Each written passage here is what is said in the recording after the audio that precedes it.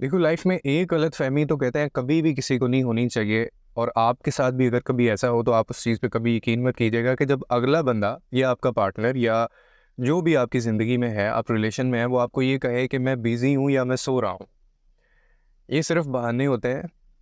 बात सारी की सारी प्रायोरिटी की होती है। अभी रिसेंटली मैंने एक वीडियो बनाई थी जिसके अंदर आपने देखा कि विराट कोहली जैसे, अब उससे ज़्यादा क्या बिज़ीनेस हो सकती थी ना, उससे ज़्यादा क्या इम्पोर्टेंट उसकी ज़िंदगी का मौका हो सकता था।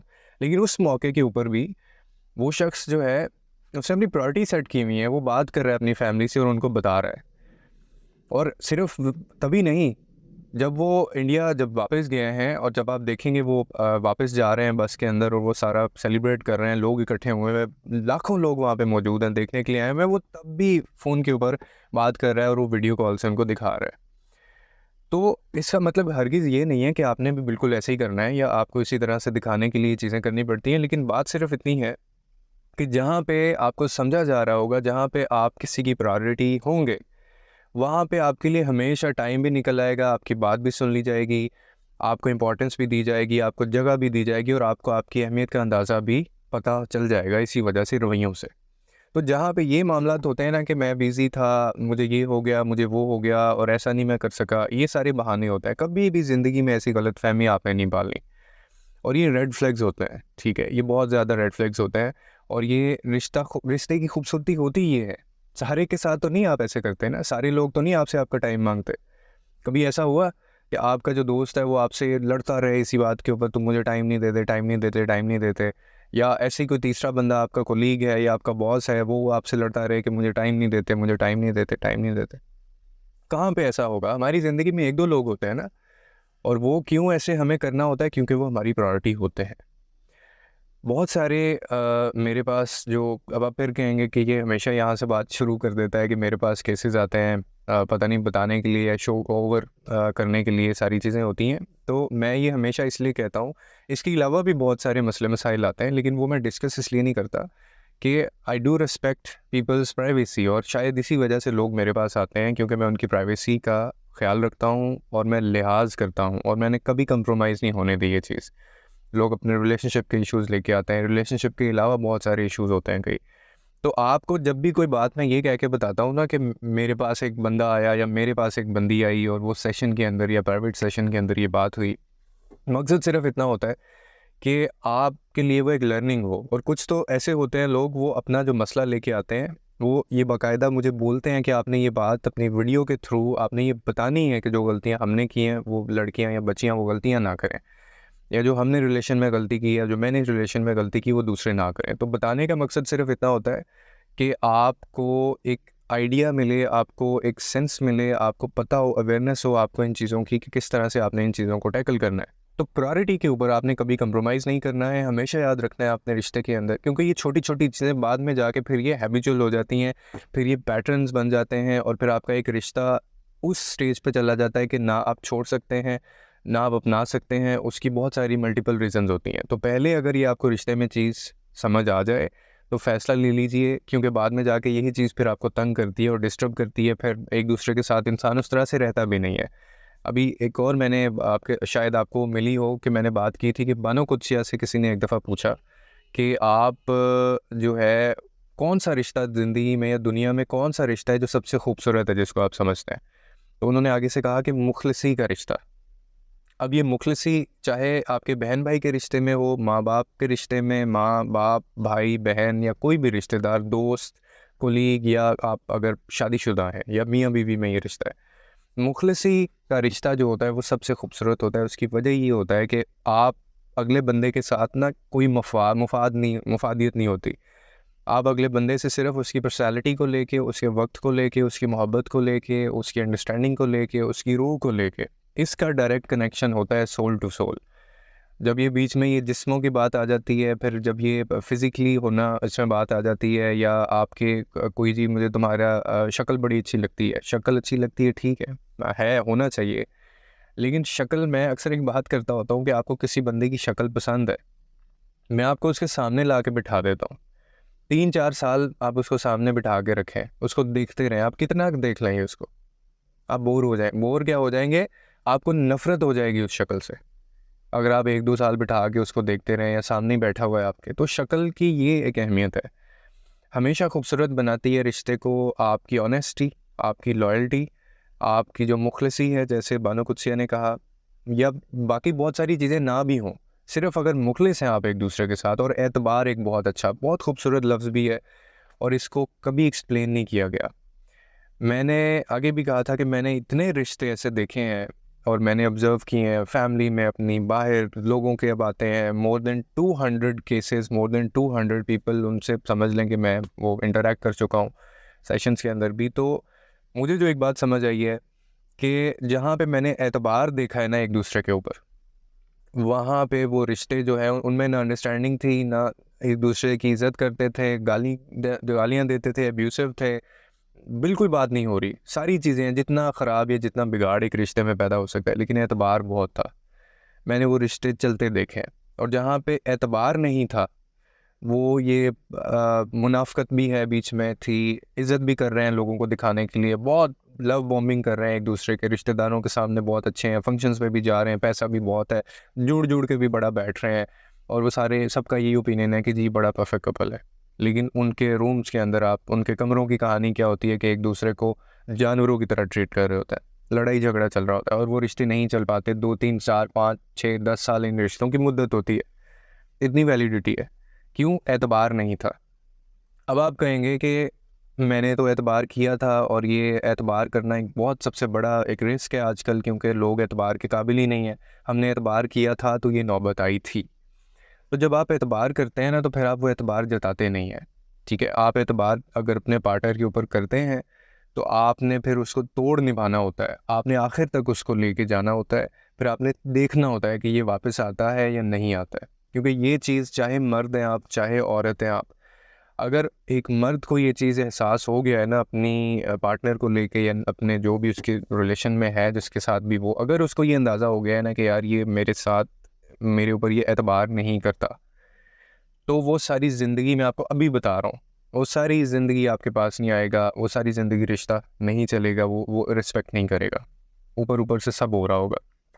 और जहाँ पे एक औरत को ये एहसास हो जाए, उसको ये पता चल जाए, महसूस हो जाए कि मेरा हस्बैंड मेरे ऊपर एतबार नहीं करता, तो वो रिश्ता भी कभी नहीं चलेगा और वो रिश्ता जो है वो इसी तरह ये डगमगाता रहेगा, उसमें चीज़ें आती रहेंगी, आप अज़ियत आपको मिलती रहेगी सारी, और ये चलता रहता है। एतबार एक बहुत बड़ा एक सब्जेक्ट है। एतबार करना सिर्फ़ ये नहीं होता कि आपने एक किसी ने आपको कोई बात बताई आके, या चलें आपने आई विटनेस भी कर लिया उस चीज़ को, तो आपने उसी वक़्त अगले बंदे से ताल्लुक़ तोड़ दिया। आपने उसी वक़्त अगले बंदे से बिगाड़ दी। ये एतबार, इसका ये तकाज़ा नहीं है। एतबार एक बहुत बड़ा बड़ा सब्जेक्ट है और इसके अंदर अरसे लगते हैं, सदी लगती है इसके अंदर कि आप इसको समझने में भी और इसको एक्सपीरियंस करने में भी। तो इसीलिए ना जज़्बात में आके कभी कोई फ़ैसले लें, छोटी-छोटी चीज़ें हैं रियलाइज़ करवाएँ अगले बंदे को। जहाँ तक प्रायोरिटी की मैंने बात की कि हाँ, आप किसी खुशफ़हमी में ना रहें। ये जो आजकल सबसे बड़ा एक टूल हाथ आया हुआ है ना कि जी आपके साथ अच्छा हो जाना, आपके साथ प्यार से बात कर लेना किसी का, या आपकी सारी एक्सपेक्टेशंस को पूरा कर देना, ये सबूत नहीं है मोहब्बत का या ऑनेस्ट होने का। ये सब कर लेते हैं, बल्कि यही चीज़ें तब की जा रही होती हैं जब उन्होंने कोई ना कोई ऐसी चीज़ करनी होती है, या फिर कोई दूसरा, तीसरा, चौथा शख्स बीच में आता है। तो हमेशा याद रखें, रिश्तों के अंदर बहुत स्टेबल होके चलें, बहुत ज़्यादा बैलेंस्ड करके चीज़ों को चलें, बहुत बड़े एक दूसरे के साथ शुरू में जैसे ही रिश्ते जुड़ते हैं, इतनी ज़्यादा बड़ी-बड़ी बातें ना कर दें जिनको आप निभा ना सकें। मुखलिसी के ऊपर कभी कंप्रोमाइज़ ना करें, और ना इस मुखलिसी को सिर्फ 2 मिनट के अंदर आप अगले बंदे पे ये दबा जो है वो लगा दें कि तुम मेरे साथ मुखलिस नहीं हो, क्योंकि तुमने अपनी बहनों के सामने मेरी बेइज्जती कर दी, तुमने वो दोस्त के सामने मेरी ऐसी बात नहीं सुनी, तुम मुझे शॉपिंग पे नहीं लेके गए, तुमने मुझे अच्छे तरीके से बुलाया नहीं, तुमने मुझे टाइम नहीं दिया, तुम मेरे साथ मुखलिस नहीं हो। ये दिनों का नहीं होता, कोई भी चीज़ है, मोहब्बत है, चाहे नफ़रत है, जज़्बा जो कोई भी है, चाहे मोहब्बत का जज़्बा है, चाहे नफ़रत का जज़्बा है, या चाहे वो किसी और एहसास की बात हो रही है, कोई भी हो सकता है ना, या इग्नोरेंस का जज़्बा है, या अपनाहियत का जज़्बा है, ये दिनों में नहीं होता, और ना इनको आप दिनों के अंदर जज कर सकते हैं या आप फैसले कर सकते हैं इनके ऊपर, ठीक है? इसमें अरसा लगता है, बहुत सारे, जैसे मैंने कहा, जहाँ से बात मैंने शुरू की थी कि जैसे आप रिश्तों के अंदर चलते हैं ना, रिश्तों को लेके एक दूसरे के साथ आप चलते हैं तो ऊंच नीच आएगा, आता है। मैंने एक वीडियो बनाई थी जिसमें मैंने मैरिज लाइफ के 4 स्टेजेस बताई हैं, बहुत खूबसूरत तरीके से, इतना डिटेल एनालिसिस किया है कि मुझे बस, मैं एक चीज़ लिखना भूल गया, मुझे उसमें लिखना चाहिए था कि इसको हर वो बंदा देखे जो शादी अभी जिसकी नहीं हुई है। लेकिन क्योंकि मैंने मैरिड कपल का सोच के बना दी थी, तो लेकिन उनको इसका फ़ायदा उनको ज़्यादा होगा जिनकी भी शादी नहीं हुई, उनको तो हो गई जिनकी हो गई है। कि 4 स्टेजेस को आप, कोई भी चीज़ है ना, आप उसको समझ लें। लेकिन शादी या रिश्ता, दोस्ती, माँ का रिश्ता, भाई का रिश्ता, बहन का रिश्ता, या फिर आपकी ज़िंदगी में कोई भी ऐसा जज्बा है ना, उसको पहले समझें। सुकून है, जैसे खुशी और सुकून है ना, मैं अक्सर कहता हूँ कि ये किन लोगों को खुशी सारी ज़िंदगी नहीं मिलती। ये वो लोग हैं जिन्होंने कभी खुशी को समझने की कोशिश ही नहीं की, जो बाहर ढूंढते रहते हैं, जिनको लगता है खुशी कोई एक ऐसी टेंजिबल चीज़ है या कोई एक्सटर्नल चीज़ है, और वो कभी वहाँ जा रहे हैं, कभी वहाँ जा रहे हैं, कभी वहाँ जा रहे हैं, कभी किसी से रिश्ता जोड़ रहे हैं, कभी किसको क्या, खुशी मुझे दो, मुझे खुशी नहीं मिल रही, नहीं मिलेगी।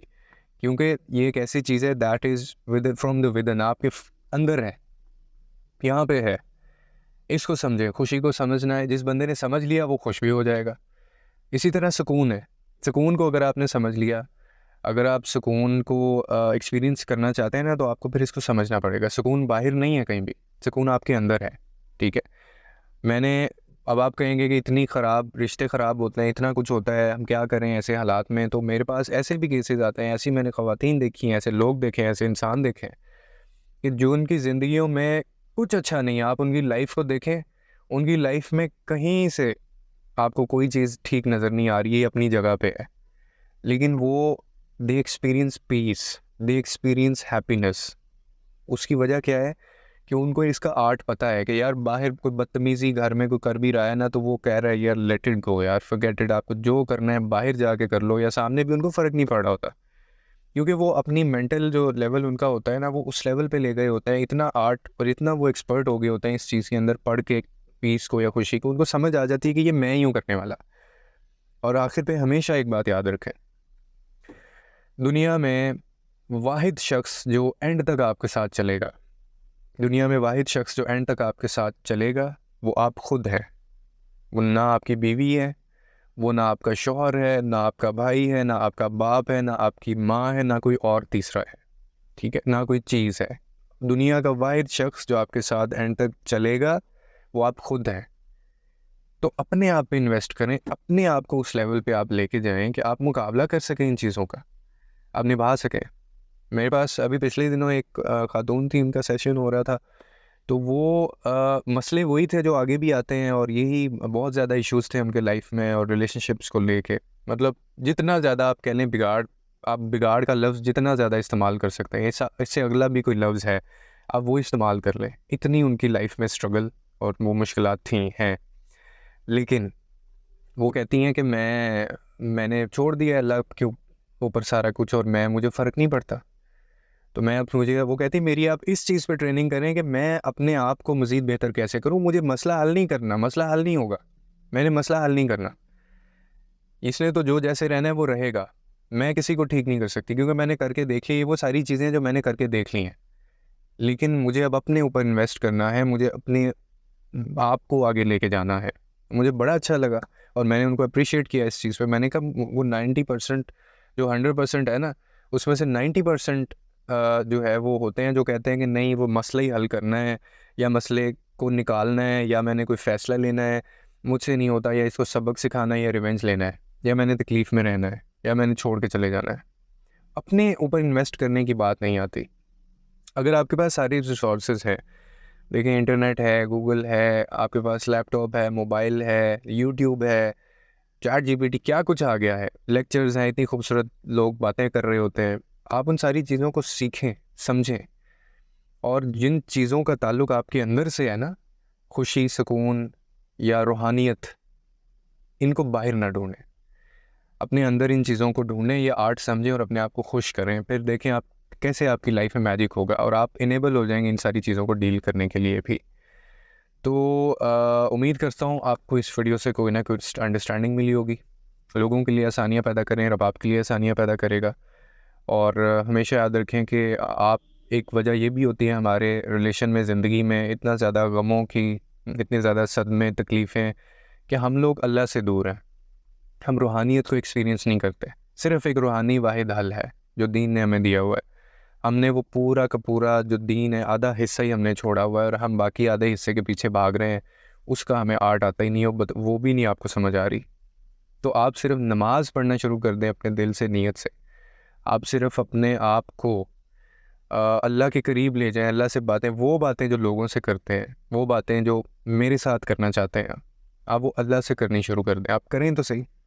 मुझे एक फ़ीडबैक आया, आई विश मैं आपके साथ वो वॉइस नोट शेयर कर सकता। मैंने ये बात कोई 1 डेढ़ महीना पहले बोली थी किसी को, और वो भी इसी तरह सेशन लेने जब आए तो उन्होंने बाद में मुझे, अभी ये पिछले हफ्ते एक वॉइस नोट मिला है, मेरी टीम मेंबर ने मुझे भेजा, जिसके अंदर उन्होंने एक्सपीरियंस अपना बताया हुआ है कि आपने वो जो बात की थी ना, कि जो बातें मैंने आपसे की हैं या मैं लोगों से जाती थी वो अंडरस्टैंड करें, मैंने अल्लाह से वो बातें करके देखी। वो कहते हैं ज़िंदगी में पहली दफ़ा मैंने सुकून महसूस किया और मैं पहली दफ़ा इतनी खुश थी और मुझे पहली दफ़ा लगा कि अल्लाह ने वो बातें सुनी हैं। सो सी, इसका ताल्लुक़ आपके इधर से है, आपके दिल से है, आपकी नीयत से है और आपके अल्लाह से है। ये चारों चीज़ें जो मैंने चारों नाम लिए, आप फ़ेमिलियर हैं इन नामों से। ये कनेक्टेड है, ठीक है? ये कनेक्टेड है। आप इनको ऐसे अगर कनेक्शन लेके इनका चलेंगे ना, तो आपकी ज़िंदगी में बहुत सुकून भी होगा, खुशी भी होगी, लड़ने की ताकत आप कोई ना कोई अल्लाह हल निकाल देगा। लेकिन अगर कनेक्शन ही नहीं बना हुआ ना, सिर्फ एक ये लाइन लगी हुई है, फिर एक इधर से लगी हुई है, बीच में कोई कनेक्टेड नहीं है, या ये लगी हुई है, ये लगी हुई है, दोनों साइड से कनेक्टेड नहीं है। तो ये साइड बाय साइड चलती हैं ये चीज़ें, और ये ज़रूरी हैं, और ये हमारे आपकी पर्सनैलिटी, आपकी ज़ात का हिस्सा है। अल्लाह हमारे शारिक से भी ज़्यादा नज़दीक है, उसको करीब महसूस करें। उम्मीद करता हूँ आपको कोई ना कोई अंडरस्टैंडिंग मिली होगी। लोगों के लिए आसानियाँ पैदा करें, रब आपके लिए आसानियाँ पैदा करेगा। और बाकी वीडियो अच्छी लगी हो तो इसको, चैनल को सब्सक्राइब कर दें। मज़ीद ऐसी वीडियोज़ इंशाल्लाह मैं कोशिश करूँगा जिसके अंदर हम ओवरव्यू थोड़ी डिटेल में बात कर लिया करें। खुदा हाफ़िज़।